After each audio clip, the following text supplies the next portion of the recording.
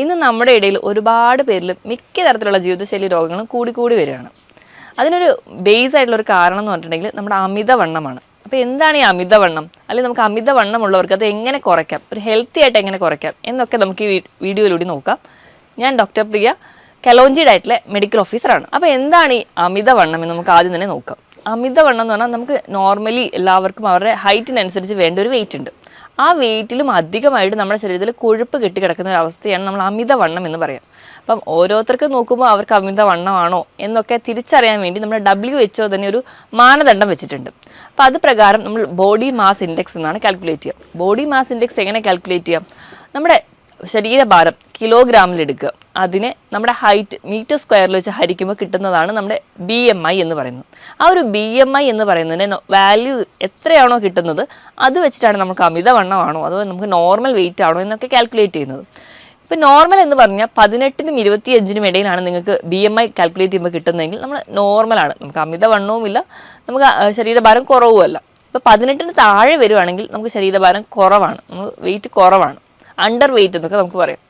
ഇപ്പോൾ 25ന് മുകളിലോട്ട് വരുമ്പോൾ നമ്മൾ അതിന് അമിതവണ്ണം എന്ന് പറയും. ഇപ്പോൾ 25നും 30നും ഒക്കെ ഇടയിലാകുമ്പോഴത്തേക്കും നമ്മൾ അമിതവണ്ണത്തിൻ്റെ ഒരു കാറ്റഗറിയിൽ കൂടും.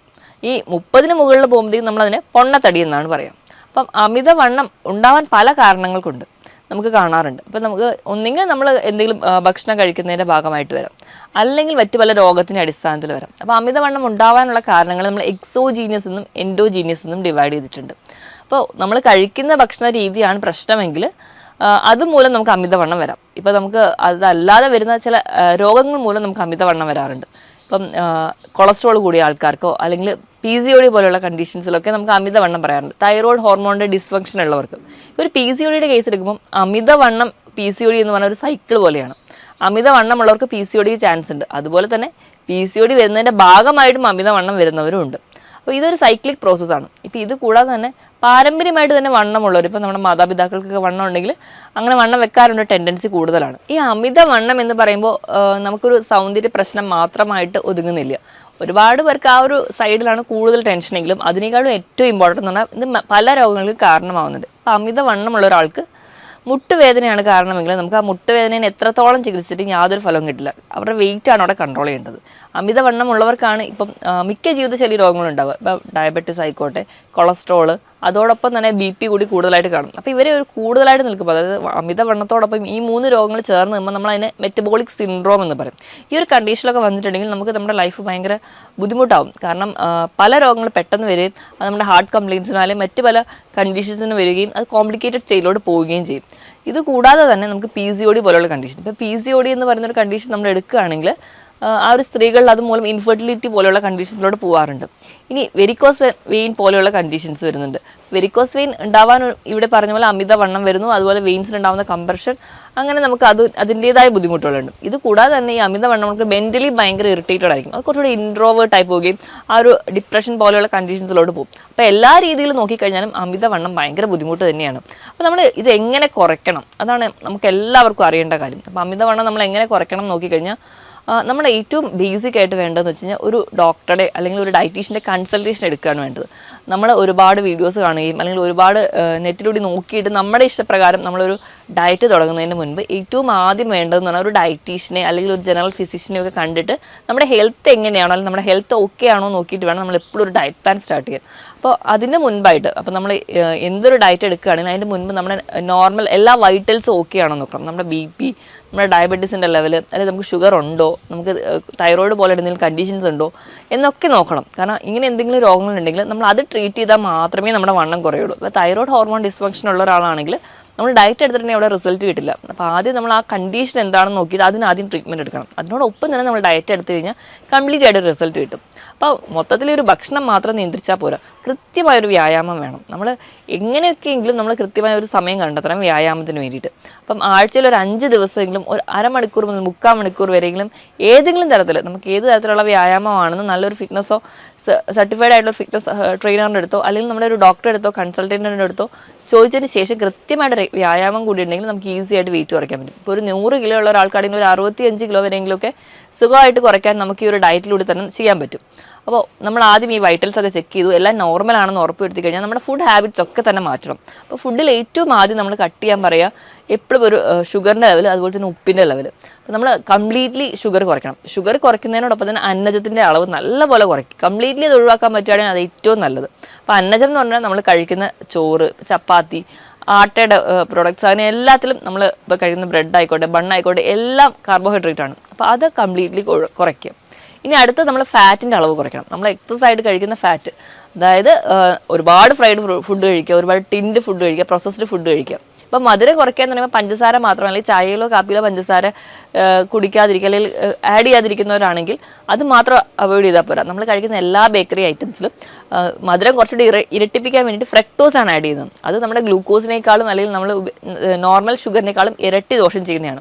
അപ്പോൾ ഹൈ ഫ്രക്ടോസ് കോൺ സിറപ്പാണ് മിക്ക വസ്തുക്കളിൽ ആഡ് ചെയ്യുന്നത്.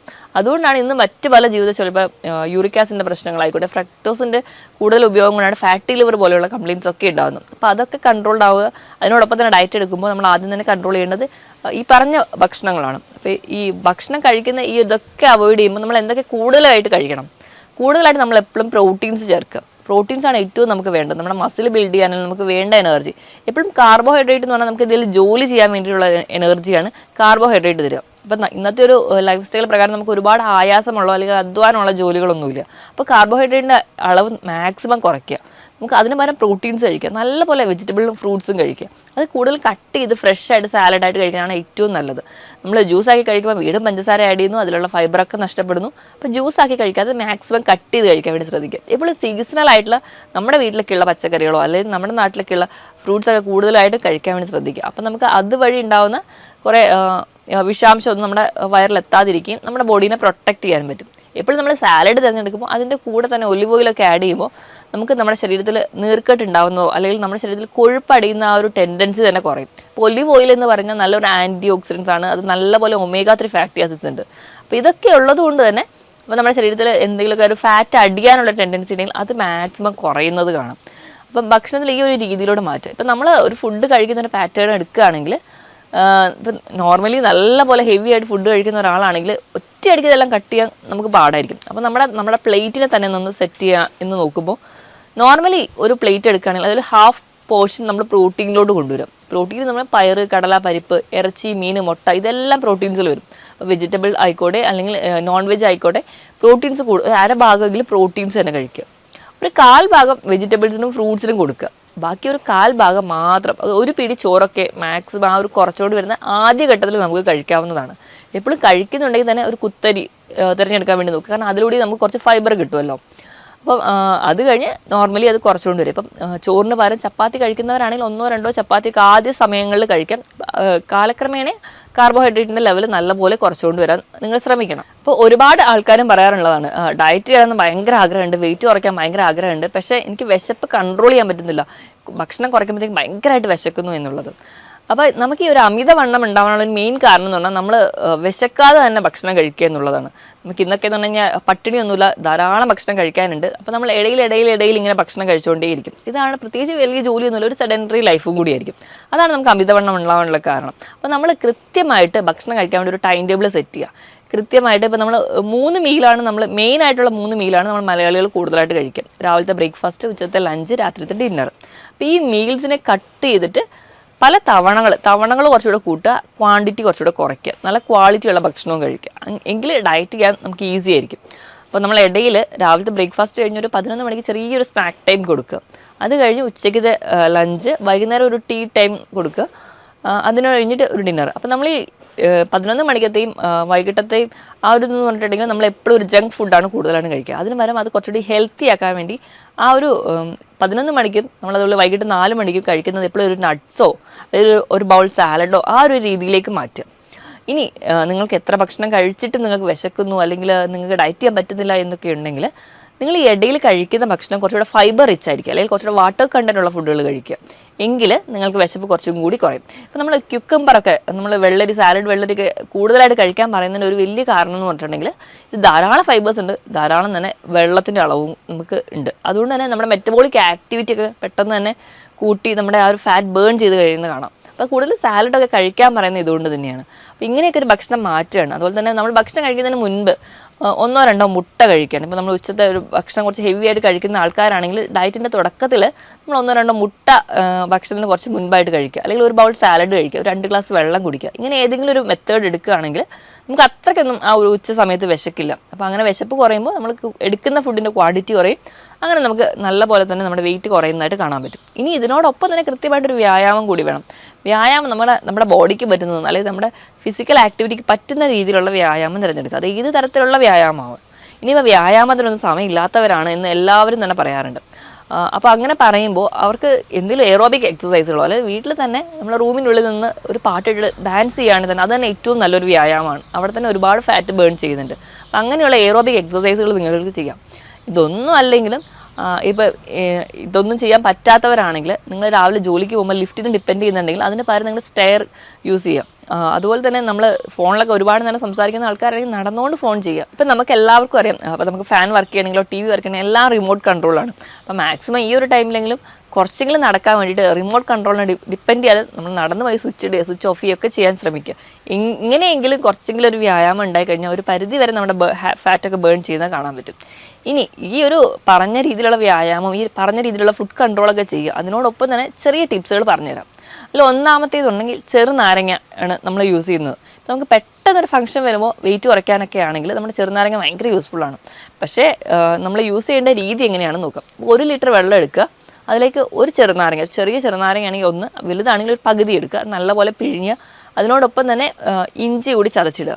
ഇത് നമ്മളിത് രാവിലെ വെറും വയറ്റിൽ കുടിക്കാം. പക്ഷേ അസിഡിറ്റി പോലെയുള്ള പ്രശ്നങ്ങളുള്ളവരാണെങ്കിൽ രാവിലെ വെറും വയറ്റിൽ കുടിക്കേണ്ട, പല തവണകളിലായിട്ട് ഒരു ദിവസം കുടിക്കുക. ആഴ്ചയിൽ ഒരു 3 ദിവസമെങ്കിലും ഇങ്ങനെ ചെയ്യുകയാണെങ്കിൽ നമുക്ക് വെയിറ്റ് ഗെയിൻ നല്ലപോലെ കുറയുന്നതായിട്ട് കാണാൻ പറ്റും. കാരണം ഇത് ഫാറ്റ് ബേൺ ചെയ്യാനും നമ്മുടെ മെറ്റബോളിക് ആക്ടിവിറ്റി ഒക്കെ കൂടുന്നതായിട്ട് കാണാം. ഇത് പെട്ടെന്നുണ്ടാകുന്ന ഒരു വെയിറ്റ് ലോസിന് വേണ്ടിയിട്ട് മാത്രം ഡിപ്പെൻഡ് ചെയ്യുക. കണ്ടിന്യൂസ്ലി ഇത് യൂസ് ചെയ്യുന്നത് അത്ര നല്ലതല്ല. നമുക്ക് അസിഡിറ്റി പോലുള്ള പ്രശ്നങ്ങൾ ഉണ്ടാകാനുള്ള ചാൻസ് വളരെ കൂടുതലാണ്. ഇനി രണ്ടാമത് പറഞ്ഞാൽ ജീരകം ഇട്ട് തിളപ്പിച്ച വെള്ളം. അപ്പോൾ നമ്മളൊരു 250 ml, അതായത് 1/4 ലിറ്ററോളം വെള്ളം എടുക്കുക, ഒരു നുള്ളു ജീരകം ഇട്ട് നല്ലപോലെ തിളപ്പിച്ച് ആ വെള്ളം നമ്മൾ സ്ഥിരമായിട്ട് കുടിക്കുകയാണെങ്കിൽ ഇത് നമ്മുടെ ഫാറ്റ് ബേൺ ചെയ്യാൻ സഹായിക്കും. ജീരകത്തിൽ തൈമോൾ എന്ന് പറയുന്നൊരു കണ്ടന്റ് ഉണ്ട്. ഈ തൈമോൾ എന്ന് പറയുന്ന കണ്ടന്റ് നമ്മുടെ പാൻക്രിയാസിൻ്റെ ആക്ടിവിറ്റി സ്റ്റിമുലേറ്റ് ചെയ്യും. അപ്പോൾ നമ്മുടെ വെയിറ്റ് കുറയും. ഇപ്പം നമുക്ക് ഡയബറ്റീസ് പോലെയുള്ള പ്രശ്നമുള്ളവരാണെങ്കിൽ അതും നല്ല രീതിയിൽ കൺട്രോൾ ആവാൻ പറ്റുന്നൊരു ഡ്രിങ്കാണിത്. അപ്പോൾ നമുക്ക് ഇത് ഡിപ്പെൻഡ് ചെയ്യാം. ഇനി മൂന്നാമതായിട്ട് സിനമാൾഡിഹൈഡ് കണ്ടന്റ് ഉള്ള കറുകപ്പട്ട ഇട്ട് തിളപ്പിച്ച വെള്ളം കുടിക്കാം. അപ്പോൾ കറുകപ്പട്ട നിങ്ങൾക്ക് ഒന്നെങ്കിൽ പൊടിയായിട്ട് ഒരു നുള്ള ആഡ് ചെയ്യും, അല്ലെങ്കിൽ ചെറിയ രീതിയിൽ ഒരു കഷ്ണം ആഡ് ചെയ്ത് നല്ലപോലെ വെള്ളം തിളപ്പിച്ച് അത് നിങ്ങൾക്ക് ദിവസവും മാറി മാറി കുടിക്കാവുന്നതാണ്. ഈ ഒരു സിനമാൾഡിഹൈഡ് എന്ന് പറയുന്ന കണ്ടന്റ് ഫാറ്റ് ബേൺ ചെയ്യാൻ നല്ല ഒരു മാർഗ്ഗമാണ്. അപ്പോൾ നമ്മുടെ എക്സസൈഡ് വരുന്ന ഫാറ്റ് അത് കുറയ്ക്കുന്നുണ്ട്. അതുപോലെ തന്നെ അതിൻ്റെ ഒരു എൻസൈമാറ്റിക് ആക്ടിവിറ്റി മൂലം നമ്മുടെ ശരീരത്തിൽ ഫാറ്റ് ഡിപ്പോസിറ്റ് ചെയ്യാനുള്ള ടെൻഡൻസി ഉണ്ടെങ്കിൽ അതും കുറയുന്നതായിട്ട് കാണാൻ പറ്റും. ഇനി നാലാമതായിട്ട് ആപ്പിൾ സിഡർ വിനെഗർ. ഇതും അസിഡിറ്റി പോലെയുള്ള പ്രശ്നമുള്ളവർക്കാണെങ്കിൽ കണ്ടിന്യൂസ്ലി യൂസ് ചെയ്യുന്നത് അത്ര നല്ലതല്ല. ഇനി അല്ലാത്ത ആൾക്കാരാണെങ്കിൽ 150 ml വെള്ളം എടുത്തിട്ട് അതിലേക്ക് 1 teaspoon apple cider vinegar add ചെയ്യുക, നല്ലോണം മിക്സ് ചെയ്തിട്ട് നിങ്ങൾക്ക് രാവിലെ വെറും വയറ്റിൽ കുടിക്കാം. പക്ഷേ അസിഡിറ്റി പോലെയുള്ള പ്രശ്നമുള്ളവരാണെങ്കിൽ ഇത് യൂസ് ചെയ്യാതിരിക്കുക. ഇത് നിങ്ങൾക്ക് ഇടയിലൊക്കെ കുടിക്കാവുന്നതാണ്. അങ്ങനെ ചെയ്ത് കഴിഞ്ഞാലും നിങ്ങൾക്ക് ഒരു പരിധി വരെ ഫാറ്റ് ബേൺ ചെയ്യുന്നത് കാണാം. പക്ഷെ കണ്ടിന്യൂസ്ലി ഇതൊക്കെ യൂസ് ചെയ്യുമ്പോൾ നമ്മുടെ ഇനാമൽ, നമ്മുടെ പല്ലിന് ചെറിയ കേട് വരാനൊക്കെയുള്ള ചാൻസുകളുണ്ട്. അപ്പോൾ മാക്സിമം ഇടയിൽ ഇപ്പോൾ ആഴ്ചയിൽ 3 ദിവസമോ അങ്ങനെയൊക്കെ മാറി നിങ്ങൾ കുടിക്കുന്നത് ഒരു പരിധി വരെ നിങ്ങളുടെ ഫാറ്റ് ബേൺ ചെയ്യും, നിങ്ങളുടെ വെയിറ്റ് കുറയുന്നതായിട്ടും കാണാൻ പറ്റും.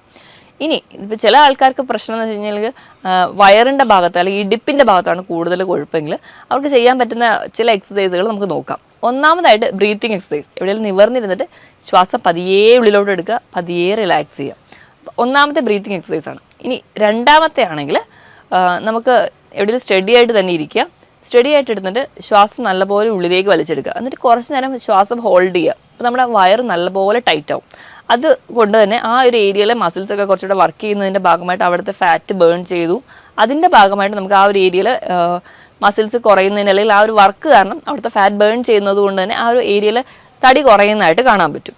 ഇനി ഒരു 15 സെക്കൻഡൊക്കെ ഇങ്ങനെ ഹോൾഡ് ചെയ്തിടുക, പിന്നെ റിലാക്സ് ചെയ്യുക, നോർമൽ ബ്രീത്തിങ്ങിലോട്ട് വരിക. ഒരു 15 തവണയെങ്കിലും ഇതേ പ്രോസസ്സ് തന്നെ കണ്ടിന്യൂ ചെയ്യുക, പിന്നെ നോർമൽ ബ്രീത്തിങ്ങിലോട്ട് വരിക.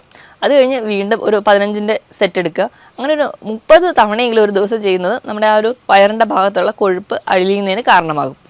ഇനി മൂന്നാമത്തേത് നമുക്ക് പ്ലാങ്ക് ചെയ്യുക. പ്ലാങ്ക് എക്സസൈസ് ചെയ്യുമ്പോഴും ആ ഒരു വയറിൻ്റെ ഏരിയയിൽ ഉണ്ടാകുന്ന മസിൽസൊക്കെ എൻഗേജ്ഡ് ആവുന്നതുകൊണ്ട് അവിടുത്തെ ഫാറ്റ് പെട്ടെന്ന് ബേൺ ചെയ്യുന്നതാണ്. ഈ തരത്തിലുള്ള വ്യായാമങ്ങളും ചെയ്യുക.